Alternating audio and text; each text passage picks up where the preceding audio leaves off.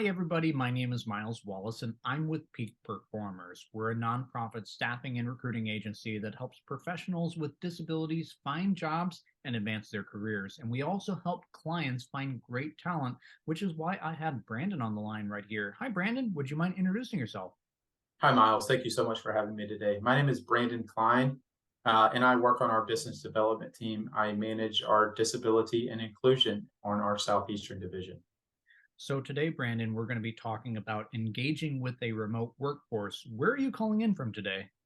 So I'm located in Raleigh, North Carolina, even though our home office is in Austin, Texas. Now, I understand that you have worked for a couple of different employers before as a remote employee. Could you describe the range of experiences that you've had?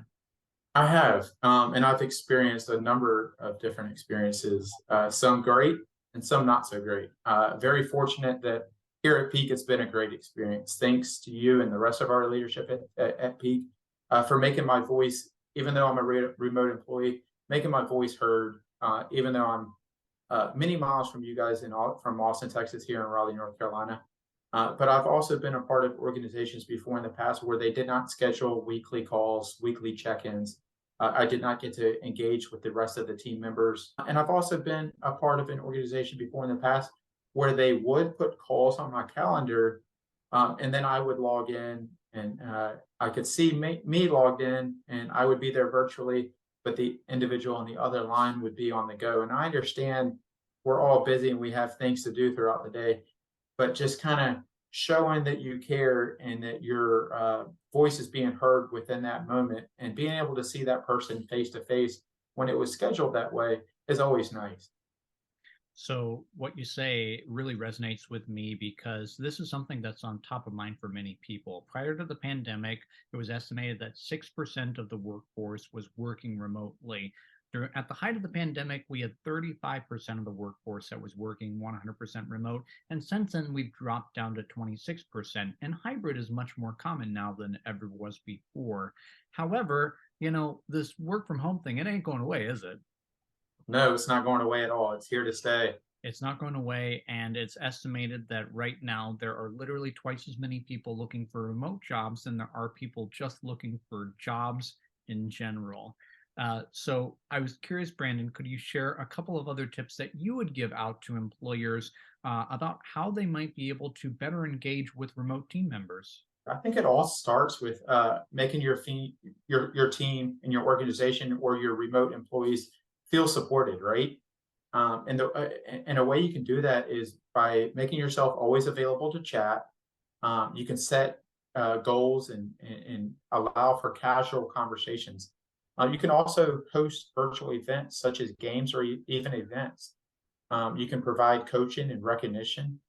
And what I mean by even games or even events, uh, it goes, you can host meditation sessions, set up fitness challenges, and encourage short breaks throughout the day.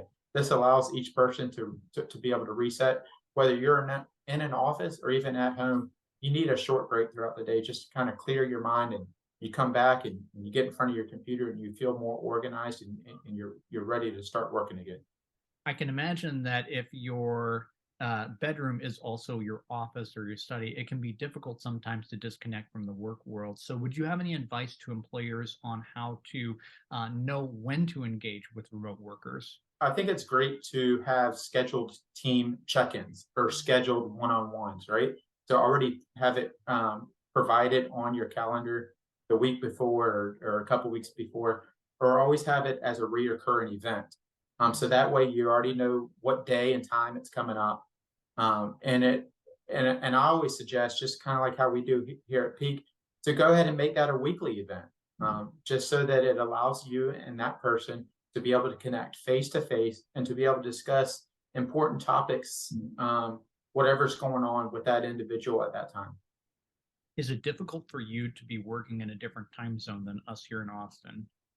Yeah, so that brings up a great point because some of the research that I did on this event is you got to be mindful, um, because while our home office is in Texas, we also have employees that are on the western part of our time zone and on the eastern part of our time zone, like me as well. So I think it's super important for sometimes employees can't make certain phone calls because they have other prior engagements, whether that's with a client or just simply just because the time zone is different. Somebody's day might end earlier than someone else's. So I think it's always important when we have conference calls with the whole entire organization or team calls that we record those conversations, and we send it out to the team afterwards. Thank you so much for joining me today, Brandon. It's been a pleasure talking with you. Again, this has been Miles Wallace and Brandon Klein from Peak Performers. And thanks so much for tuning in. We'll see you next time. Bye for now.